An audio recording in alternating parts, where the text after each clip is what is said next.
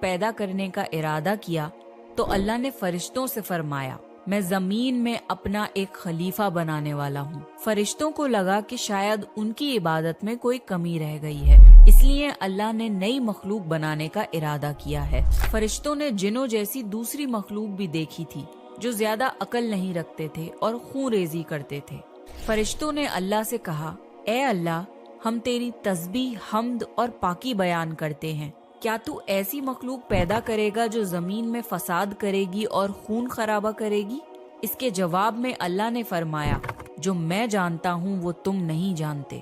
فرشتوں نے آپس میں کہا کہ اللہ تعالیٰ جو بھی مخلوق پیدا کرے گا وہ ہم سے زیادہ علم نہیں رکھ سکتی۔ پھر اللہ نے آدم علیہ السلام کو علم سے نوازا اور انہیں کچھ چیزوں کے نام سکھا دیے۔ پھر اللہ نے آدم علیہ السلام کو فرشتوں کے سامنے پیش کیا اور فرشتوں سے فرمایا کہ تم بتاؤ ان چیزوں کے نام اگر تم سچے ہو۔ فرشتوں نے کہا کہ ہم اتنا ہی علم جانتے ہیں جتنا تو نے ہمیں سکھایا ہے، اس کے سوا ہمیں کچھ نہیں معلوم۔ پھر اللہ تعالیٰ نے فرمایا اے آدم، تم بتا دو ان کو ان چیزوں کے نام۔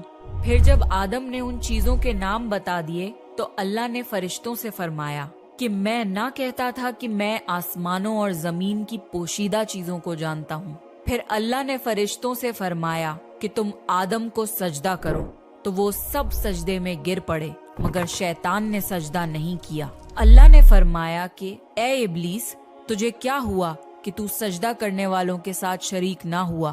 شیطان نے تکبر میں کہا کہ میں ایسا نہیں ہوں کہ انسان کو سجدہ کروں جسے تو نے کھنکھناتے ہوئے سڑے ہوئے گارے کی مٹی سے بنایا ہے۔ میں اس سے بہتر ہوں، تو نے مجھے آگ سے پیدا کیا اور اسے مٹی سے پیدا کیا ہے۔ اللہ نے شیطان سے فرمایا یہاں سے نکل جا، تو مردود ہے اور تجھ پر قیامت کے دن تک لعنت برسے گی۔ شیطان نے کہا مجھے قیامت تک مہلت دے۔ اللہ نے فرمایا کہ تجھ کو مہلت ہے۔ شیطان نے اللہ سے کہا کہ تو نے مجھے گمراہ کیا ہے، میں قسم کھاتا ہوں کہ میں انسان کی سیدھی راہ پر بیٹھوں گا، پھر میں ان پر حملہ کروں گا، ان کے آگے سے بھی، پیچھے سے بھی، دائیں سے بھی اور بائیں سے بھی، اور ان میں سے اکثر کو تو شکر گزار نہیں پائے گا۔ اللہ نے فرمایا تو یہاں سے نکل جا ذلیل و خوار، جو ان میں سے تیرا کہنا مانے گا تو میں ضرور تم سب سے جہنم کو بھر دوں گا، بے شک میرے خاص بندوں پر تیرا ذرا قابو نہیں چلے گا۔ جنت کی ساری نعمتوں کے باوجود آدم علیہ السلام جنت میں اکیلا محسوس کرتے تھے۔ پھر اللہ نے حوا علیہ السلام کو بنایا تاکہ آدم علیہ السلام ان سے سکون پا سکیں۔ اللہ نے فرمایا اے آدم، تم اور تمہاری بیوی جنت میں رہو، پھر جس جگہ سے چاہو تم دونوں کھاؤ، لیکن اس درخت کے پاس مت جانا ورنہ تم ظالموں میں سے ہو جاؤ گے۔ پھر شیطان نے ان دونوں کے دل میں وسوسہ ڈالا اور کہنے لگا تمہارے رب نے تم دونوں کو اس درخت سے اس لیے منع کیا تھا کہ تم کہیں فرشتے نہ بن جاؤ یا کہیں ہمیشہ زندہ رہنے والوں میں نہ ہو جاؤ۔ اور شیطان نے قسمیں تک کھا لیں کہ وہ ان کا خیر خواہ ہے، پس مردود نے دھوکہ دے کر ان کو درخت کی طرف کھینچ ہی لیا۔ جب حضرت آدم اور حوا علیہ السلام نے درخت کے پھل کو کھا لیا تو ان کے سطر کی چیزیں کھل گئیں اور وہ درختوں کے پتوں کو توڑ توڑ کر اپنے اوپر چپکانے لگے اور سطر چھپانے لگے۔ پھر اللہ نے ان کو پکارا اور فرمایا کیا میں تم دونوں کو اس درخت سے منع نہ کر چکا تھا اور یہ نہ کہہ چکا تھا کہ شیطان تمہارا کھلا دشمن ہے؟ حضرت آدم اور حوا علیہ السلام نے کہا کہ اے ہمارے رب، ہم نے اپنے اوپر ظلم کیا، اور اگر آپ ہمیں نہ بخشیں گے اور ہم پہ رحم نہ فرمائیں گے تو پھر ہم تو ضرور تباہ ہو جائیں گے۔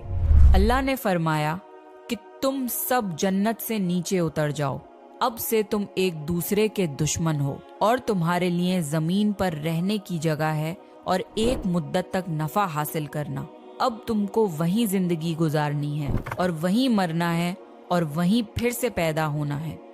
دنیا میں آنے کے بعد آدم علیہ السلام نے اللہ سے 40 سال تک معافی مانگی، پھر اللہ نے آدم علیہ السلام پہ رحم کھا کے انہیں معاف کر دیا اور فرمایا کہ تم اور تمہاری اولاد دنیا میں رہو، اور یہ بات یاد رکھو کہ جب میری طرف سے کوئی نبی ہدایت لے کر تمہارے پاس آئے تو تم اس کا کہنا ماننا، اور جو لوگ میرے نبیوں کی بات کو نہیں مانیں گے اور ہماری آیتوں کو جھٹلائیں گے وہ دوزخ میں جائیں گے اور ہمیشہ اسی میں رہیں گے۔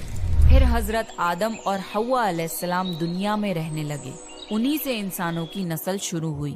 آدم علیہ السلام تقریباً 900 سال زندہ رہ کر وفات پا گئے۔ قرآن کے اس واقعے سے ہمیں یہ ہدایت ملتی ہے کہ جب شیطان نے غلطی کی تو اس نے معافی مانگنے کی بجائے تکبر کیا اور اللہ کو ہی اپنی گمراہی کا الزام دیا۔ پر جب آدم علیہ السلام سے غلطی ہوئی تو انہوں نے اپنی غلطی مانی اور فوراً توبہ کری، اور تب تک معافی مانگتے رہے جب تک اللہ کو راضی نہ کر لیا۔ آدم علیہ السلام کی سنت یہ ہے کہ جب انسان سے غلطی ہو جائے تو وہ اللہ سے اپنے گناہوں کی معافی مانگے اور اپنے رب کو منا لے۔ بے شک اللہ بہت معاف کرنے والا، بڑا مہربان